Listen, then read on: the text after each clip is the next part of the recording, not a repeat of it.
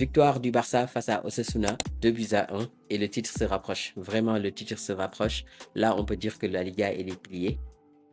Bonjour à tous les fans de football et particulièrement aux fans du Barça. J'espère que vous allez bien et bienvenue dans cette nouvelle vidéo. Un débrief que j'avais pas du tout envie de faire ou alors ça partait mal en fait pour que je le fasse parce que finalement il y avait rien à dire.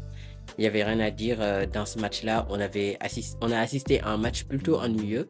J'ai envie de dire jusqu'à la allez, 70e minute. Mais avant de parler des détails du match, je souhaite rendre hommage à un homme, Lewandowski. Vraiment Lewandowski. Moi, aujourd'hui, je le considère comme une légende du club. Certes, cette année, il a eu beaucoup de mal, une saison assez compliquée, pareil aussi à la fin de la saison dernière. On va pas se le cacher, hein. Il se rapproche de la fin, il se rapproche de la fin dangereusement. Et du coup, parfois les contrôles, tout ça, c'est un peu compliqué. Mais dans tous les cas, moi, je souhaite quand même lui rendre hommage parce que c'est un homme en fait qui a rejoint le Barça quand le Barça était le plus dans le mal. Il a rejoint le Barça quand le Barça se faisait ridiculiser un peu partout en Europe, mais également en Liga. Le Barça était dans ses heures les plus sombres et il a quand même rejoint le club. Il a aidé le club aujourd'hui à se relever. Et aujourd'hui, si le Barça en est là, c'est vraiment grâce à lui. En tout cas, il fait partie des hommes forts qui ont participé à relever ce Barça-là qui était vraiment dans l'agonie. Donc oui, moi je le considère comme une légende du club.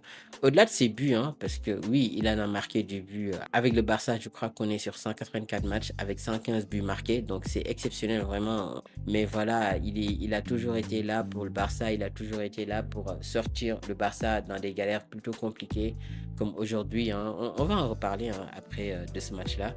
Mais dans tous les cas, oui, au-delà de ces statistiques, en fait, il faut souligner l'importance des buts que Lewandowski marque. Parce que Lewandowski, aujourd'hui, il t'offre le titre. Ça, il faut le dire. Parce qu'aujourd'hui, on a assisté à un match plutôt compliqué. Un match plutôt ennuyeux globalement. Parce que Osasuna, en fait, il se contentait même pas de faire le pressing. Il se contentait juste de poser le bloc bas le plus sale possible. Et regarder le Barça, essayer de contourner, essayer de se dépatouiller pour s'en sortir. Et du coup, ce renard de surface-là, cet homme qui a le flair du but, c'est toujours comment se positionner pour attraper le ballon et le mettre dans les cases, j'ai envie de dire. Je sais pas hein, si l'expression elle est correcte. En tout cas, ce qui est sûr et certain, c'est que des buts importants, il en a mis. À l'image d'aujourd'hui, il a marqué énormément de buts depuis qu'il a rejoint le Barça. Donc, je crois que c'est la saison 2022-2023. Et depuis lors, il a jamais cessé de se dépatouiller pour le Barça. Il a jamais cessé de sortir le Barça dans des galères compliquées. Et pour ça, je pense que Lewandowski méritait quand même que je le rende hommage.